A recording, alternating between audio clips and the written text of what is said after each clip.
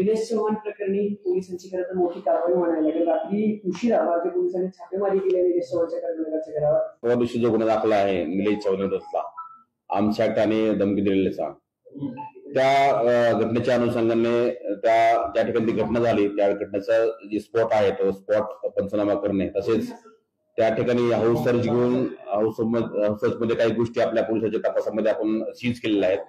त्याचं अनालिसिस नंतर technical analysis बाकीच्या सर्व गोष्टी पुढे पोलीस करत आहेत आणि अशा पद्धतीने काल त्या गुन्ह्याच्या तपासामध्ये काही गोष्टी आपल्याकडे प्राप्त झालेल्या आहेत.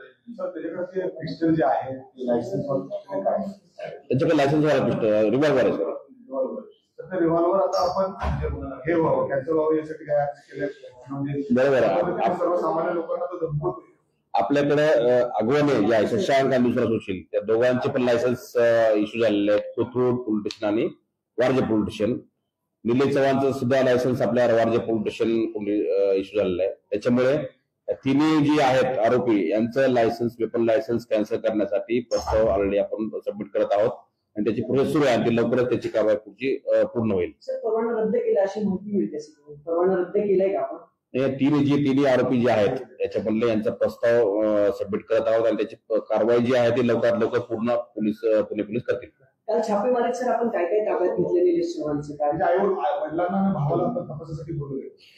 याच्यामध्ये जी घटना घडली त्या घटनेचे जे आयविटनेस आहेत त्या जे आयविटनेस सर्व असतील आईवडील असतील किंवा अजून कोणी व्यक्ती असतील ते हे घटनेसंदर्भातले जे लोक संबंधित आहेत त्या सर्वांना पोलीस स्टेशनला किंवा त्या ठिकाणी बोलून त्याची चौकशी केली जाईल.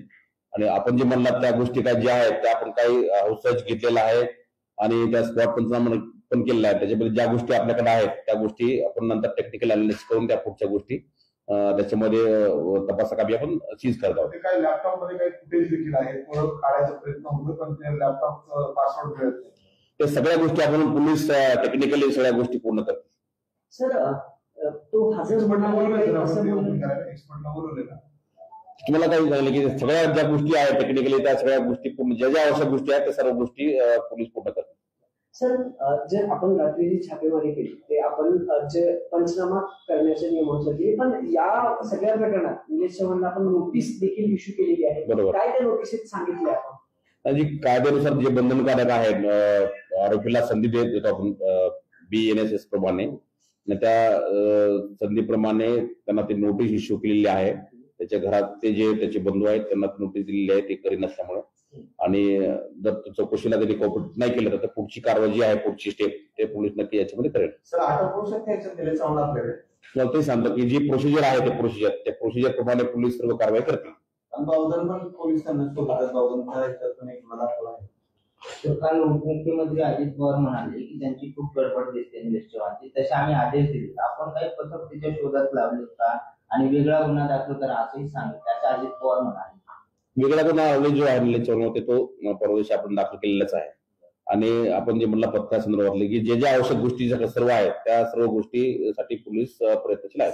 पार्श्वभूमी काय आहे काय चौकशी केली याच्या पूर्वीची याच्यावरती एक NC 2009 NC आहे वारजे पोलीस स्टेशनला. तसेच ड्रंक अँड ड्राईव्हची त्याच्यावर केस आहे हिंदवडे पोलीस स्टेशनला.